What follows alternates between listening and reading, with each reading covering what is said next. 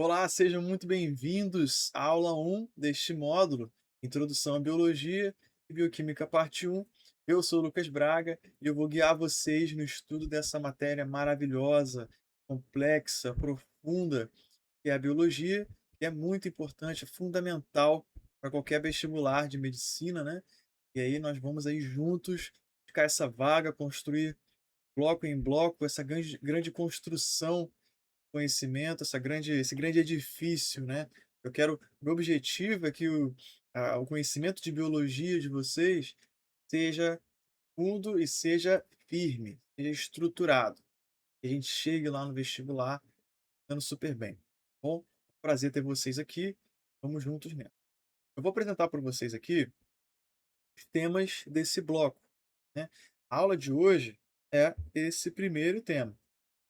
Bom, então a gente começa com as características gerais de seres vivos e os níveis de organização em biologia. Depois a gente vai estudar água, sais minerais, carboidratos, lipídios, proteínas. E aí faço um parênteses ali para enzimas, né? Que são proteínas. A gente vai estudar cinética enzimática, processos de inibição e o KM, né? A constante de Michaelis-Menten. Finalizar o estudo com as vitaminas. Então vamos lá.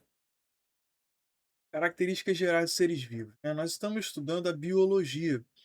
A biologia é o estudo dos seres vivos, né? Bios é vida, biologia é estudo. Só que eu vou dizer para vocês que vida é uma coisa que é difícil de definir, né? É um conceito e até hoje não tem uma definição clara, tem uma definição fixa. Ah, vida é isso, né? Não, houveram várias tentativas ao longo do tempo, cientistas foram tentando definir, né, "Ah, vida é isso, vida é aquilo, vida é um conjunto de energia e matéria que vai se relacionando, que vai evoluindo e tal", mas até hoje a gente não tem uma definição clara do que é isso. Mas a gente consegue, com muita certeza, com muita objetividade, com muita clareza, observar a vida em ação. A gente consegue observar as características que os seres vivos apresentam e vão mostrar que eles têm vida. E é justamente isso que a gente vai entender agora. Quais são essas características gerais que todo ser vivo tem, né? E aí, gente, por mais que pareça básico, por mais que pareça introdutório, esses conceitos que eu vou apresentar para vocês, eles volta e meia aparecem em questões, tá bom? Então, o primeiro deles é a complexidade química, né? Os seres vivos, eles são formados por substâncias químicas. E aí temos dois tipos de natureza: substâncias inorgânicas, que são a água e os sais minerais, e substâncias orgânicas. As substâncias orgânicas são aquelas que têm cadeia de carbono, tá? Os elementos principais, os elementos que estão presentes em todos os seres vivos, né, e que são muito constituintes das matérias orgânicas, né, das substâncias orgânicas, são esses daqui, ó, que tem uma palavrinha que ajuda vocês a decorar, que é o CHOMPS, né, carbono, hidrogênio, oxigênio, nitrogênio, fósforo e enxofre. Esses elementos são os constituintes da matéria orgânica, né, das substâncias e nós estamos falando de carboidratos, lipídios, proteínas, vitaminas e ácidos nucleicos, né, DNA e RNA. Bom, estudaremos eles um por um.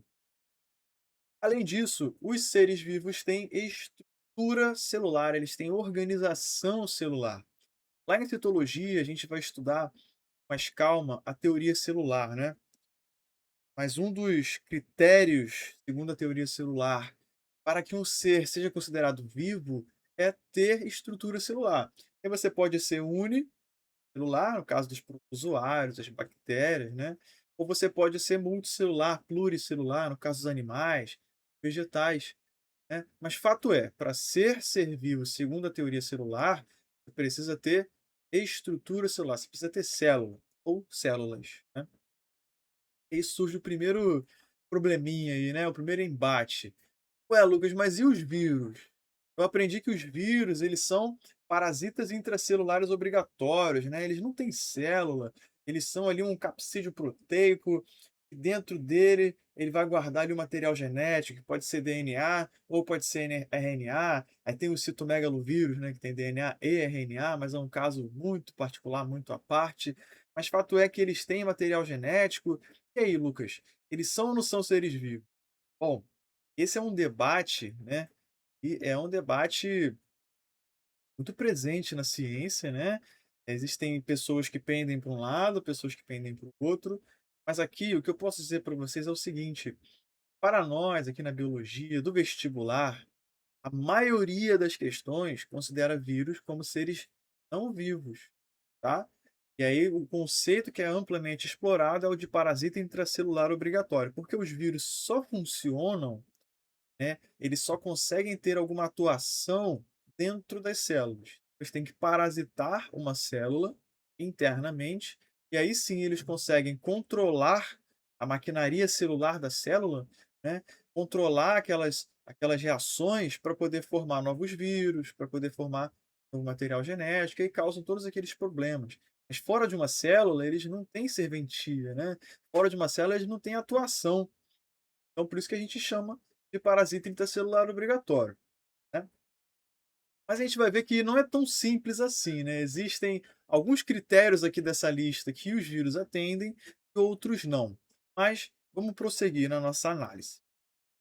Outra característica que os seres vivos têm é metabolismo.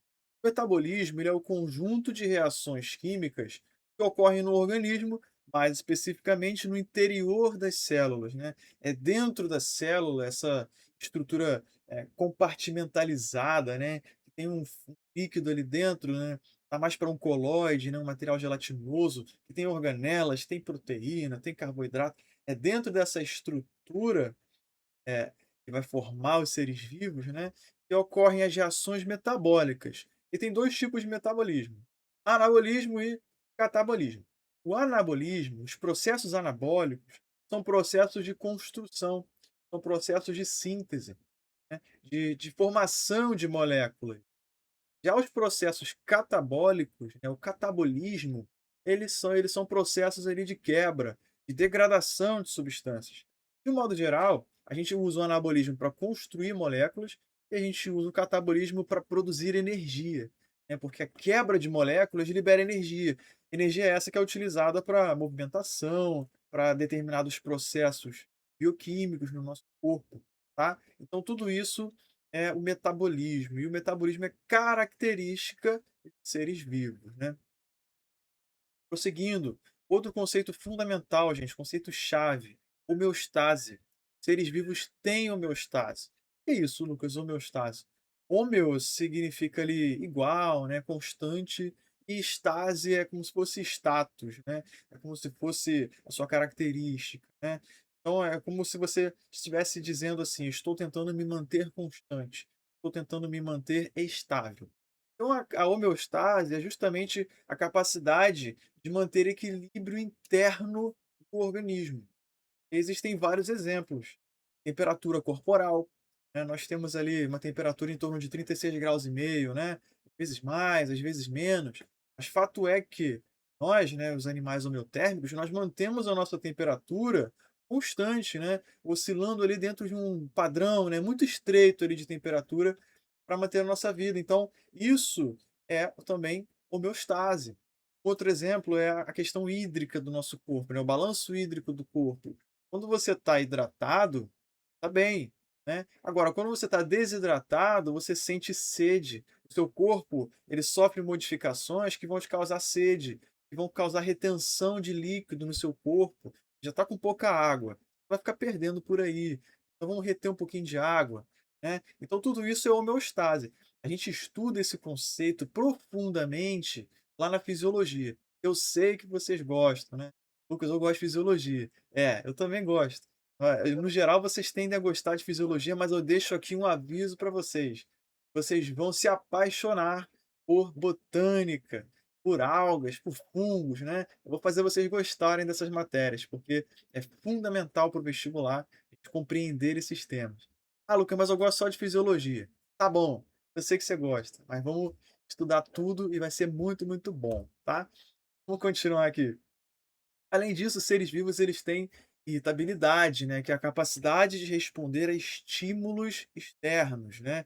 Os seres vivos, gente, eles se movimentam, né, eles respondem a estímulos, tudo isso é característica de ser vivo.